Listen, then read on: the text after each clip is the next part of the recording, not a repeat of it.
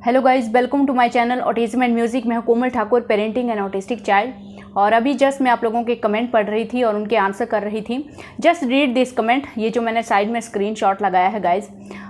जब आप इस कमेंट को पढ़ोगे गाइस, तो कभी ना कभी इस कमेंट में जो बात कही गई है वो कभी ना कभी हर ऑटिज्म पेरेंट के दिमाग में आती है और सबके मन में। इस कमेंट को आज मैंने इसलिए चूज़ किया है, इस टॉपिक के ऊपर बात करने के लिए मैंने इसलिए चूज़ किया है क्योंकि ये खुद मेरे साथ भी हो रहा है, बहुत सारे पेरेंट्स के साथ होते हुए मैं देख रही हूँ अपने आसपास। खुद कमेंट में आप लोग लिख रहे हो, काफ़ी ज़्यादा पेरेंट कंफ्यूज्ड हैं और कहीं ना कहीं यही वो स्टेज है जहाँ पे आप लोग गलत डिसीजन लेते हैं। कैसे, आगे मैं आप लोगों को समझाती हूँ। हम सबको ये लगता है गाइस, चाहे एक नॉर्मल बच्चे का पेरेंट हो, चाहे एक स्पेशल बच्चे का पेरेंट हो, सबको यही लगता है कि अगर बच्चा एकेडमिक कैरी ऑन नहीं कर पाएगा, अपनी स्टडी को कैरी ऑन नहीं कर पाएगा, तो आगे वो फ्यूचर में क्या कर पाएगा। और इसमें क्या होता है, अब ये बात यहाँ पे ये फैक्ट है कि मैक्सिमम मतलब काफ़ी ऑटिस्टिक बच्चे ऐसे होते हैं, मैक्सिमम इवन माइल्ड ऑटिस्टिक बच्चे भी, जो आगे जो है वो एकेडमिक कैरी ऑन नहीं कर पाते हैं। जैसे प्राइमरी तो उनका हो जाता है, सेकेंडरी में उनको मुश्किल आती है, तो आगे ऐसा कई बार होता, कई सारे ऐसे बच्चे होंगे आपको मिल जाएंगे जो सेकेंडरी में अपना एकेडमिक जो है वो आगे कैरी ऑन नहीं कर पाते हैं। बहुत सारी मुश्किलें आती हैं तो नहीं कर पाते हैं। और यहाँ पे क्या होता है, उसी पॉइंट पे जो पेरेंट्स हैं वो गिव अप कर देते हैं कि अब आगे तो कुछ नहीं हो सकता, जब पढ़ा ही नहीं तो आगे क्या होगा। और यहीं पे सबसे बड़ी गलती करते हैं। अब मैं आप लोगों को अपनी स्टोरी भी बताती हूँ। आजकल कई सारे कमेंट्स ऐसे आ रहे हैं जहाँ पे आप जानना चाह रहे हैं कि अर्नब की जो स्टडी है वो किस डायरेक्शन में जा रही है। अभी वो सेकेंडरी में पहुँच गया है, तो मैं अभी आंसर करते करते थक गई हूँ। सो दैट्स वाई मैंने डिसाइड किया कि अभी मैं एक प्रॉपर वीडियो बना के आप लोगों को सारी इन्फॉर्मेशन दूंगी। और हो सकता है कि मेरा जो डिसीजन है, मेरे जो सजेशन है, हो सकता है आप लोगों को भी वो हेल्प करें कि आप लोगों को आगे किस डायरेक्शन में जाना है या आगे आप क्या कर सकते हैं।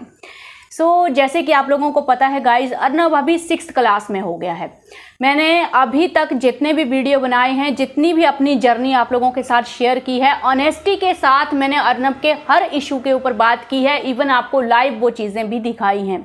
तो इसलिए कभी भी मैं किसी भी चीज़ को छुपाना नहीं चाहती हूँ, जो है वो आपके सामने है। तो अभी जो एकेडमिक है गाइस, 5th तक ठीक था, जैसे तैसे चल रहा था, ठीक था उसका। सबसे पहले मैं ये भी मेंशन कर दूं कि अर्नब माइल्ड ऑटिस्टिक तो है, लेकिन उसके साथ उसको माइल्ड इंटेलेक्चुअल डिसेबिलिटी का भी डायग्नोसिस मिल गया था। 9-10 ईयर की एज में जाके लेट मिला था। तो आप समझ सकते हैं कि अगर साथ में इंटेलेक्चुअल डिसेबिलिटी भी है तो ऐसे बच्चे के लिए प्राइमरी कवर करना भी बहुत मुश्किल होता। लेकिन जैसे तैसे मैंने बहुत ज़्यादा एफर्ट्स किए हैं गाइस। जितने एफर्ट्स मैंने किए हैं, मैंने अपनी लाइफ को पूरी तरह से डेडिकेट कर दिया था। आप इस तरह से समझ लो कि पूरी तरह से मैंने अपनी लाइफ जो है वो अर्नब के एकेडमिक के ऊपर दे दी। जितने भी ये 5 से प्रेप प्री प्रेप में उसको एक बार हम लोगों ने रिपीट करवाया था, तो 3 साल, वो 5 साल आगे 8-9 साल जितने भी हैं, मैंने पूरा डेडिकेशन के साथ वर्क किया गाइस, पूरे एफर्ट्स, कोई कमी नहीं छोड़ी मैंने उसमें। तो स्टिल अर्नब जैसे तैसे जो है वो 5th क्लास तक पहुंचा। आप लोग देखते हो, रीडिंग, राइटिंग, बेसिक एजुकेशन वो कवर कर चुका है। जितना उसका नीड है किसी दूसरी स्किल को सीखने के लिए, उतना एजुकेशन उसने कवर कर लिया है, जिसके लिए मैं हैप्पी हूँ कि जितना भी मैंने एफर्ट किया, एटलीस्ट उसकी बेसिक एजुकेशन जो है वो अभी हो गई है। अब 6th क्लास में प्रॉब्लम ये है गाइस कि अभी सब्जेक्ट्स और बढ़ गए हैं। लगभग आप देख लो 5 से 6 से 7 मतलब सब्जेक्ट आगे आ जाते हैं। सीबीएसई में तो लैंग्वेज ही कितनी ज़्यादा है। तो इतने सारे सब्जेक्ट्स को कैरी ऑन करना अर्नब के लिए बहुत मुश्किल है, बहुत मुश्किल है। इससे पहले जो मैं 5th क्लास में कवर अप कर रही थी, 4 सब्जेक्ट्स थे, तब भी मैथ जो था वो छूट जाता था। बेसिक जितना आता है उसको मैथ, उतना मैंने उसको करवा दिया है। उसके वीडियोज़ आप लोगों को मिल जाएंगे। बाकी के 3 सब्जेक्ट में पकड़ के चल रही थी तो वो अच्छे चल रहे थे। लैंग्वेज में उसका इंटरेस्ट अच्छा है, हिंदी इंग्लिश लैंग्वेज में उसका अच्छा है। तो आगे भी अभी मैंने यही डिसाइड किया है कि मैं सारे सब्जेक्ट्स को पकड़ के नहीं चलूंगी, क्योंकि अगर मैं सारे सब्जेक्ट्स को साथ में लेके चलूंगी तो अर्नब के लिए किसी भी सब्जेक्ट को समझ पाना जो है वो बहुत मुश्किल हो जाएगा। मैं ये नहीं चाहती हूँ कि वो रट्टा मारे और सिंपली बस मैं उसके दिमाग को एक डस्टबिन की तरह इलॉजिकल चीज़ों से भरती जाऊँ और उसको स्ट्रेस प्रेशर में झोंक दूँ। मैं वो चीज़ बिल्कुल भी नहीं चाहती हूँ। तो अभी मैंने फिर से वही डिसाइड किया है कि जिन सब्जेक्ट्स में वो अच्छा करता है मैं उन्हीं सब्जेक्ट के ऊपर अपना फोकस रखूंगी। बाकी के सब्जेक्ट अगर नेग्लेक्ट होते हैं तो मैं नेग्लेक्ट कर दूंगी। पूरी तरह से मैं एकेडमिक नहीं छोड़ूंगी, इस तरह से धीरे धीरे मैं चलाती रहूंगी। इंग्लिश लैंग्वेज में वो अच्छा है, अभी मैथमेटिक्स में भी मैंने फिर से पकड़ा है तो अभी अच्छा कर रहा है। तो ये चीज़ें हैं, डेफिनेटली उसके लिए डिफ़िकल्ट है ही। तो अब यहाँ पे हम इस बात को लेके नहीं बैठ सकते हैं कि अब एकेडमिक ख़त्म हो रहा है। हाँ, मैंने ट्राई ज़रूर किया, प्राइमरी क्लास तक ट्राई ज़रूर किया। क्यों किया? क्योंकि मैं नहीं चाहती थी कि कभी फ्यूचर में मैं इस बात के ऊपर रिग्रेट करूं कि मैंने एजुकेशन के ऊपर वर्क नहीं किया। अगर मैं शायद एजुकेशन के ऊपर एफर्ट लगाती तो शायद अर्नब एजुकेशन में अच्छा करता। तो मैंने अपना 100 का 200% दे लिया उसकी एकेडमी के ऊपर, जितना उसको करना था उसने किया। अब मुझे फ्यूचर में ये रिग्रेट कभी नहीं होगा कि मैंने एजुकेशन के ऊपर एफर्ट्स नहीं किए थे। तो फर्स्ट थिंग ये है, जब बच्चा छोटा है आपको अपना 100-200% देना है, उसको फुल पोटेंशियल तक पहुंचाना है, जितना वो पहुंचाना है, जितना वो कर सकता है। एफर्ट ज़रूर करने हैं इनिशियली। ऐसा नहीं है कि अगर मैं कह रही हूँ कि एकेडमिक नहीं होता है तो इससे कोई फ़र्क नहीं पड़ता है। नो, आपको बेसिक एजुकेशन ज़रूर इंश्योर करनी है। स्टार्टिंग में आपको पूरे एफर्ट्स करने हैं सो दैट बच्चा एक बेसिक एजुकेशन जो है वो एक्वायर कर ले, ताकि जब आप दूसरी स्किल्स बच्चों को सिखाएं तो उसमें वो एजुकेशन जो है वो बच्चे को हेल्प करे, बच्चे के अंडरस्टैंडिंग के ऊपर वर्क करे। जितना भी मैंने प्राइमरी कोर्स अर्नब को सिखाया है उससे बहुत ज़्यादा बेनिफिट हुआ अर्नब को। अर्नब की जो सराउंडिंग का जो नॉलेज होता है, अंडरस्टैंडिंग होता है, इवन उसकी लैंग्वेज में भी बहुत अच्छी इंप्रूवमेंट आई जितना भी मैंने उसको अभी तक करवाया। हिंदी की जो रीडिंग बुक होती है, हिंदी रीडिंग जो होती है, उससे भी अर्नब की लैंग्वेज जो है वो काफ़ी अच्छी इंप्रूव हुई थी। तो ये है, जितना आप करवा सकते हैं, जितना आप कर सकते हो उतना आप करो। अब आगे जाके जब आपको लग रहा है कि सेकेंडरी में इतना ज़्यादा बर्डन हो गया है, अभी मैं अपने जो फ्रेंड्स हैं, फ्रेंड सर्कल में जिनके बच्चे ऑटिस्टिक हैं, तो सेम उनके साथ भी वही चीज़ हो रही है। प्राइमरी तक बच्चे अच्छे थे लेकिन सेकेंडरी में जाके वो उतना बर्डन जो है वो उसको नहीं कर पाते हैं। तो यहाँ पे मैं यही सजेशन दूंगी, तो 2-3 ही सब्जेक्ट आप पकड़ो, पूरी तरह से मत छोड़ो, क्योंकि 8th तक तो इन बच्चों को अभी जो है वो आप समझ सकते हो ना, अभी जो रूल रेगुलेशन है उसी हिसाब से 8th तक तो इनको जाना ही है, स्कूल उनको निकाल नहीं सकता है। तो 8th तक बच्चा स्कूल जाता रहेगा। स्कूल जाने का आपको पता है क्या बेनिफिट होता है, सिर्फ स्टडी और एकेडमी की बेनिफिट नहीं होता है। स्कूल में जब बच्चा इंडिपेंडेंटली जाता है तो वो काफ़ी चीज़ों को सीखता है, जिसके ऊपर मैं पहले वीडियो बना चुकी हूँ। सोशल स्किल सीखता है, बच्चों के बिहेवियर को देखता है, उनको समझता है, उसमें जो बैड बिहेवियर होते हैं वो अपने आप जो है वो ख़त्म होते हैं गाइज। जो भी बच्चों का नेगेटिव रिएक्शन आता है, पॉजिटिव रिएक्शन आता है किसी चीज़ पे, बच्चा उन चीज़ों को ऑब्जर्व करता है। आफ्टर ऑल बच्चा वहाँ पे आपके बिना जाता है तो बहुत चांसेस होते हैं कि बच्चा काफ़ी सारी चीज़ों को सीखता है वहाँ पे। तो स्कूलिंग का एकेडमी के बजाय भी बहुत बेनिफिट है। तो मुझे अभी ये चांस मिल रहा है तो वो जा रहा है। 8th के बाद हम लोग सोचेंगे आगे क्या करना है। मैं पहले भी ही आप लोगों को एक वीडियो बना चुकी हूँ NIOS के ऊपर, जहाँ पे मैंने आपको पूरा प्रोसेस समझाया है। वो ऑप्शन हमेशा आपके लिए है। इवन अगर आपको कोई स्कूल नहीं मिल रहा है जो आपको कोऑपरेट नहीं कर रहा है, ये बात तो बिल्कुल फैक्ट है, इस बात से मैं बिल्कुल भी इनकार नहीं करूंगी, क्योंकि एडमिशन जो है ऑटिस्टिक बच्चों के लिए आज की डेट में पेरेंट्स के लिए लगभग ट्रॉमा ही बनती जा रही है, क्योंकि स्कूल्स बिल्कुल भी कोऑपरेट नहीं करते हैं। यहाँ पे हम लोगों को मिल रहा है गाइस, उतना कोऑपरेशन भी नहीं मिलता है कि मैं बोलूँ कि फुल कोऑपरेशन मिलता है। यहाँ पे जो कॉलोनी में हमारी जो ये गवर्नमेंट रेजिडेंशियल एरिया है, तो यहाँ पे अपने इनके ACS के 6 स्कूल हैं। तो 6 स्कूल हैं, तो जैसे हमारा जो फ्लैट है चेंज होता है तो फ्लैट के साथ हमारे स्कूल भी चेंज हो जाते हैं। तो अर्नब का ये 3rd स्कूल है। इससे पहले एक स्कूल था, फिर दूसरे में गए, फिर अभी ये 3रा स्कूल चेंज हुआ है। तो ऑटोमेटिकली चेंज होता है, नियर बाय स्कूल आपको चूज़ करना पड़ता है। तो इसके पहले जो 2 स्कूल थे वहाँ पे भी हम लोगों को इनिशियली प्रॉब्लम्स हुई। फिर वहाँ पे भी मतलब वही है जो मैंने आप लोगों के साथ पहले डिस्कस किया है, कैसे भी हम लोगों ने फाइट करके, कैसे भी लेटर वेटर दे के सब जो हम लोगों ने किया था। अब ये जो स्कूल है यहाँ पे अर्नब स्टेबल है, ठीक है, टीचर कोऑपरेटिव है, ठीक है, सब है। तो 8th तक तो अभी सोचने की ज़रूरत नहीं है। अब बात आती है कि अगर मेरे पास ये ऑप्शन नहीं होती, अगर ये स्कूल्स, अगर अर्नब को ये स्कूल में तो एडमिशन अर्नब को मिलना ही है, क्योंकि ये गवर्नमेंट स्कूल्स हैं, CBSE के ही हैं। ACS आप देख सकते हो गूगल में जाके क्या है क्या नहीं है।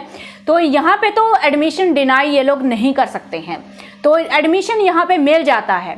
लेकिन कोऑपरेशन आप बोलो तो कोऑपरेशन मैं नहीं बोलूँगी पहले बहुत अच्छा कोऑपरेशन मिलता था, लेकिन अभी इतना अच्छा कोऑपरेशन जो और पेरेंट्स आ रहे हैं जो हम लोगों से बात कर रहे हैं, जो अभी और जो प्री प्रेप में आ रहे हैं, फर्स्ट क्लास में आ रहे हैं, तो बाकी के स्कूल में हमने देखा कि पेरेंट्स लोग जो हैं वो अभी स्कूल से बच्चों को निकाल रहे हैं, तो ऑप्शंस बहुत कम हैं। तो यहाँ पे मैं आप लोगों को यही सजेस्ट करूँगी गाइज, अगर मेरे पास ये ऑप्शन नहीं होती, अगर स्कूल अर्नब को नहीं मिलता, तो मैं ज़रूर होम स्कूलिंग को ही प्रेफर करती। इसमें कोई बुराई नहीं है। होम स्कूलिंग में आप NIOS के थ्रू अगर होम स्कूलिंग कराते हैं तो आपको प्रॉपर एक पैकेज मिलता है सिलेबस का, आपको पूरी गाइडेंस मिलती है, आपको कैसे कवर करना है। वहाँ पे एग्जाम भी होते हैं, NIOS की जो भी डिग्री होती है वो किसी भी जॉब के लिए अप्लाई भी होती है, कोई उसमें इशू नहीं होता है। So don't think about too much. Academic के बारे में इतना ज़्यादा मत सोचो गाइज। मैं क्यों ये बोल रही हूँ, क्योंकि आप एकेडमिक के बारे में इतना ज़्यादा सोचते हैं, उसके चक्कर में आप बाकी की जितनी भी स्किल्स होती हैं बच्चे की, उनको आप ऑब्जर्व कर नहीं पाते हैं, उनको आप टाइम दे नहीं पाते हैं, और उस चक्कर में एकेडमिक तो हो ही नहीं पाता है, और बाकी की जो स्किल्स हैं वो भी बच्चे की रह जाती हैं, और अब बच्चे के पास कुछ करने को होता नहीं है, और फिर बच्चे के बिहेवियर इश्यूज भी बढ़ने लगते हैं। सो अब बहुत ज़रूरी है कि आप सही टाइम पे सही डिसीजन लें। मैंने अब तक एकेडमिक के ऊपर फुल एफर्ट्स दिया, लेकिन अभी मैं एकेडमिक को थोड़ा सा बैक फुट पे रख रही हूँ उसको। अब मेरा फोकस कहाँ पे है, अब मुझे ये चीज़ दिख रही है कि ठीक है, जैसे तैसे अर्नब की एकेडमिक 8th 10th तक हो जाएगी, जैसे तैसे हम लोग कर लेंगे, लेकिन अब मुझे दिख रहा है कि एकेडमिक की में उसका इतना ज़्यादा जो फ्यूचर है वो इतना ज़्यादा मुझे सेफ नहीं दिख रहा है। तो मुझे क्या करना है, मुझे दूसरी स्किल्स को एक्सप्लोर करना पड़ेगा। तो अब एकेडमिक को मैं थोड़ा साइड में रख रही हूँ, और अर्नब की जो दूसरी स्किल्स हैं, कुकिंग है, उसका जो पियानो प्लेइंग है, सिंगिंग है, उसके ऊपर हमारा ज़्यादा ध्यान जा रहा है, और उसी के ऊपर हम लोग पूरी डेडिकेशन के ऊपर वर्क कर रहे हैं। सो यही चीज़ आप लोगों को करनी है गाइस। बिल्कुल भी डिमोटिवेट होने की ज़रूरत नहीं है। आज की डेट में आपको कई ऐसे एग्जाम्पल मिलेंगे, सक्सेसफुल पर्सन के एग्जाम्पल मिलेंगे जिनका एकेडमिक बैकग्राउंड बहुत पुअर था, लेकिन फिर भी वो दुनिया के जाने माने सक्सेसफुल पर्सन हैं। सो अपने बच्चे का जो फ्यूचर है, उसकी जो सक्सेस है, उसको आप एकेडमिक की दृष्टि से ही मत देखो। अगर हम लोगों ने ध्यान नहीं दिया होता अर्नब की सिंगिंग के ऊपर, अर्नब की प्लेइंग, कुकिंग, क्रिकेट, ये सब के ऊपर अगर हम लोग ध्यान नहीं देते, तो हम लोगों को भी पता नहीं चलता कि अर्नब इन चीज़ों में एक्स्ट्रा ऑर्डिनरी है, वो इन चीज़ों को ईजिली सीख सकता है एज कंपैरिजन टू एकेडमिक। सो ये चीज़ें एक्सप्लोर करना बहुत ज़रूरी है। तो यहाँ पे मैं आपको बस एक मॉरल सपोर्ट दे रही हूँ गाइस, आपको समझाने की कोशिश कर रही हूँ कि दुनिया के बारे में मत सोचिए, जो ट्रेडिशनल चीज़ें उनके बारे में मत सोचिए, आप अपने बच्चे के हिसाब से सोचिए, अपने बच्चे को सेंटर में रख के सोचिए उसके लिए क्या सही है। अगर वो एकेडमिक नहीं कर पा रहा है तो उसके ऊपर टाइम वेस्ट करना जो है वो एक बेवकूफ़ी ही है। सो बेसिक एजुकेशन आप कवर अप करने की कोशिश कीजिए। अगर बच्चा एकेडमिक में अच्छा है तो कोई प्रॉब्लम नहीं है, तो स्कूल में बिहेवियरल इश्यूज भी हो तो भी बच्चा जो है वो कैसे भी होम स्कूलिंग ऑनलाइन करके बच्चा जो है वो 10th 12 इवन ग्रेजुएशन भी कर सकता है, तो आगे भी चांसेस हैं। बट अगर नहीं है तो आपको ऐसा नहीं करना है कि चुपचाप अगर एकेडमी नहीं किया तो चुपचाप बच्चे को घर में बिठा दो और कुछ मत कराओ। वो गलती आप मत करो गाइस। काफ़ी ऐसी स्किल्स होती हैं। अब अर्नब का टाइम पास भी होता है सिंगिंग से, अगर उसके पास कुछ करने के लिए है, दूसरी स्किल्स को वो सीख रहा है, तो दिमाग जो है उसका ब्रेन जो है वो एंगेज्ड है दूसरी चीज़ों में, उसकी लर्निंग में एंगेज्ड है। तो एक तरह से बच्चे को मोटिव मिलता है कि मुझे इस डायरेक्शन में अच्छा करना है, इस डायरेक्शन में मुझे एफर्ट्स लगाने हैं। तो उसी डायरेक्शन में फिर बच्चा उस चीज़ में अगर 100% देगा जो जिसके लिए वो कैपेबल है, जो उसके अंदर स्किल ऑलरेडी बहुत अच्छी है, उसमें अगर हमारा बच्चा 100% देगा तो कोई मतलब ही नहीं है कि वो कामयाब नहीं होगा। आपने कई ऑटिस्टिक बच्चे देखे होंगे, जो अभी आपको कई एग्जाम्पल मिलेंगे ऑटिस्टिक बच्चों के, जो शेफ हैं, सिंगर हैं, तो कैसे बने हुए हैं गाइस। आप देखोगे तो उनकी कई बार एकेडमिक बैकग्राउंड आपको बिल्कुल पुअर दिखेगी, लेकिन अपनी अपनी स्किल में वो पूरे मास्टर हैं गाइस। सो उन चीज़ों के ऊपर ध्यान दीजिए। तो मुझे दिख रहा है कि सिंगिंग और प्लेइंग, कुकिंग में अर्नब जो है उसका दिमाग बहुत फास्ट चलता है, बहुत जल्दी वो चीज़ों को पिकअप करता है। तो उसमें अगर हम लोग एफर्ट करेंगे तो फिर भी चांसेस हैं कि अर्नब फ्यूचर में कुछ ना कुछ कर पाएगा। सो एंड में सबनी यही है गाइस, इस पूरे वीडियो का मेरा बनाने का only and only one motive है गाइस। पूरी ऑनेस्टी के साथ मैंने आप लोगों के साथ अपनी जो जर्नी है, जो हमारे इश्यूज़ हैं, जो मेरे बच्चे की कंडीशन है, पूरी ऑनेस्टी के साथ मैंने आप लोगों के सामने रखा है। हालांकि कई पेरेंट्स इन चीज़ों से बचते हैं कि हम लोग ये सोशल मीडिया पे क्यों बताएं कि मेरे बच्चे को इंटेलेक्चुअल डिसेबिलिटी है या ये है ये वो है। मुझे इन चीज़ों से कोई लेना देना नहीं है गाइस। जो चीज़ अर्नब में है वो दिखती भी है और दिखेगी भी, तो उसको छुपा के कोई फ़ायदा नहीं है।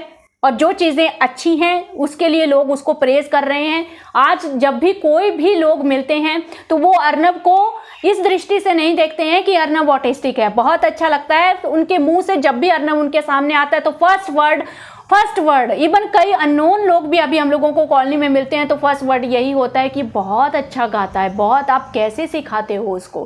कोई भी उसकी कंडीशन ऑटिज्म के बारे में बात नहीं करता है। हालांकि चैनल में मैं सब बताती हूँ, लेकिन लोग उसको ऑटिज्म की दृष्टि से नहीं देख रहे हैं, उसकी स्किल से उसको पहचान मिल रही है। अभी एक मैं एग्जांपल बताऊं, हम लोग जस्ट संडे को मार्केट में गए थे और अर्नब की हैबिट है कि वो बीच बीच में ना गाना स्टार्ट कर देता है। तो पहले तो हम लोग रोकते थे, अब नहीं रोकते हैं क्योंकि लोगों को भी वो चीज़ अच्छी लगती है, वो डिस्टर्बिंग नहीं लगती है। तो बीच में उसका मन करता है तो मार्केट में चलते चलते वो गाना गाता है, वॉकिंग करते करते गाना गाता है। तो वो मार्केट में ऐसे ही गाना गा रहा था और सडनली एक लेडी आई और उन्होंने वो उसको सुन रही थी दूर खड़े होके, हम उसको नहीं जानते थे। तो वो आई और उन्होंने बोला कि वाओ ये गाता है। फिर उन्होंने उससे 2-3 गाने और सुने और फिर हमने बताया कि ये स्पेशल चाइल्ड है। देन वो इतना सरप्राइज हुई कि ये पूरे के पूरे गाने कैसे याद करता है, आप लिरिक्स कैसे सिखाते हो उसको। देन हमने बताया कि वो रीडिंग कर सकता है, राइटिंग कर सकता है। तो वो इतना ज़्यादा इम्प्रेस हुई उनसे, अर्नब से। वो एक ऑर्केस्ट्रा भी ऑर्गेनाइज करती हैं, तो उन्होंने बोला कि मैं उसे चांस दूंगी।